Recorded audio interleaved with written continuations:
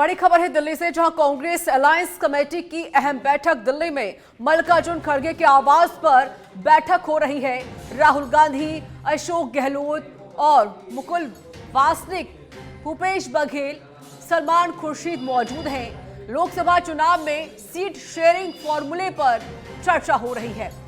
इस वक्त की बड़ी खबर, बड़ी जानकारी हम आपको दे रहे हैं। बता दें कि लोकसभा का चुनाव नजदीक है और इस लोकसभा चुनाव को लेकर कांग्रेस पार्टी मैदान में आ चुकी है। सीट शेयरिंग के फॉर्मूले को लेकर ये बैठक हो रही है। महत्वपूर्ण ये बैठक है। दिल्ली में मल्लिकार्जुन खड़गे के आवास पर ही बैठक हो रही है। राहुल गांधी, अशोक गहलोत, मुकुल वासनिक, भूपेश बघेल और सलमान खुर्शीद इस बैठक में मौजूद है। तो कांग्रेस अलायंस कमेटी की अहम बैठक जारी है। कांग्रेस पार्टी के राष्ट्रीय अध्यक्ष मल्लिकार्जुन खड़गे के आवास पर ही बैठक हो रही है। 2024 के लोकसभा चुनाव के मद्देनजर ये बैठक काफी ज्यादा महत्वपूर्ण है।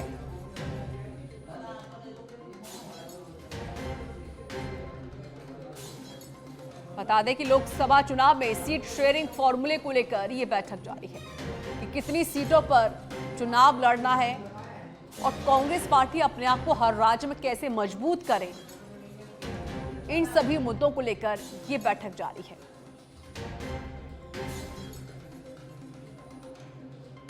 तो बड़ी खबर आपको दिल्ली से बता रहे हैं, जहां पर कांग्रेस अलायंस कमेटी की बैठक जारी है। 2024 के होने वाले लोकसभा चुनाव को लेकर यह बैठक काफी ज्यादा महत्वपूर्ण है। लोकसभा चुनाव में सीट शेयरिंग फॉर्मूले पर चर्चा हो रही है। विशेष संवाददाता दिनेश डांगी जुड़ चुके हैं फोन लाइन पर, इस पर और अधिक अपडेट देने के लिए, बातचीत करने के लिए। दिनेश, लोकसभा का चुनाव नजदीक है, कांग्रेस पार्टी अपने आप को और मजबूत कर रही है और साथ ही कांग्रेस पार्टी के जो राष्ट्रीय अध्यक्ष है मल्लिकार्जुन खड़गे, उनके आवास पर बैठक हो रही है सीट शेयरिंग को लेकर। देखिए, कांग्रेस पार्टी ने अन्य दलों के साथ किस तरह गठबंधन किया जाए, उनके साथ जो सीटों की शेयरिंग है वो किस तरह की जाए, इसके लिए एक नेशनल अलायंस कमेटी का गठन कर रखा है। और मुकुल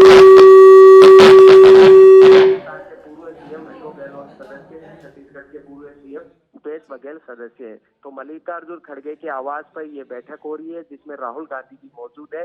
इस कमेटी की अब तक 2 बैठक यहाँ पर हो चुकी है और लगभग आज कह सकते हैं कि पूरी तरह से रिपोर्ट है वो ये कमेटी मल्लिकार्जुन खड़गे और राहुल गांधी को सौंप देंगे कि किस राज्य में किस दल के साथ कितनी सीटों पर गठबंधन है वो किया जाए और ज्यादा से ज्यादा सीटों पर गठबंधन किया जाए, ऐसा इस रिपोर्ट में बताया जा रहा है कि उन्होंने तैयारी की है, एक्सरसाइज की है और कई राज्यों के नेताओं के साथ कमेटी के सदस्यों ने बैठक की है।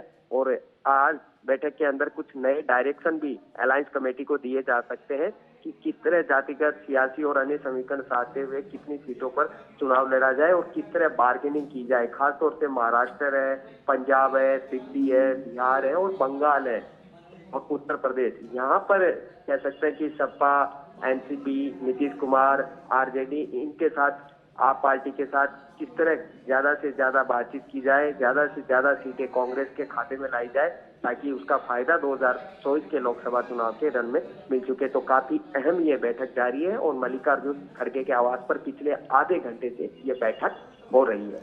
बिल्कुल दिनेश, देखिए क्योंकि इंडिया अलायंस में कई दल हैं, लगभग 28 दल हैं इंडिया अलायंस में, तो फिर कहीं ना कहीं जो हमने कुछ बयान भी सुने थे, हमने कुछ ट्वीट्स भी देखे थे विपक्ष पार्टियों के, क्योंकि जो इंडिया अलायंस है उनके अंदर जो एकजुटता है वो दिखाई नहीं दे रही है, क्योंकि अलग अलग बयान भी यहाँ पर सामने आ चुके हैं। क्योंकि दिल्ली में भी हमने देखा था, दिल्ली में भी कांग्रेस ने कहा था भाई हम 7 लोकसभा सीट है दिल्ली की, तो सब पे चुनाव लड़ेंगे, लेकिन उसमें आम आदमी पार्टी भी बीच में आ चुकी थी। तो जो अभी तकरार बना हुआ है, जो अभी परेशानी खड़ी है कांग्रेस के सामने, तो क्या इन सभी को लेकर बातचीत होगी दिनेश कि भाई सबके साथ हमें मिलकर रहना है, जिस हिसाब से जो राज्य में और जो अन्य पार्टियां हैं काफी मजबूत तौर पर हैं वो, उनको भी साथ लेकर चलना है? देखिए, कमेटी का गठन किया गया, कांग्रेस के इंटरनल कितनी सीटों पर चुनाव लड़ा जाए और इंडिया गठबंधन के सामने सबसे बड़ी चुनौती यही होगी कि किस तरह सभी दलों में ये एकजुटता बरकरार रखी जाए। सीट शेयरिंग फार्मूला लागू करना सबसे बड़ी चुनौती है, क्योंकि हर कोई चाहता है, जैसे बिहार में नीतीश कुमार की पार्टी जेडीयू, बिल्कुल दिनेश, जो मनमुटाव है उसको भी दूर करना है और किस तरीके से चुनाव लड़ना है, इन सभी को लेकर बातचीत हो रही है। शुक्रिया आपका दिनेश, अधिक जानकारी देने के लिए।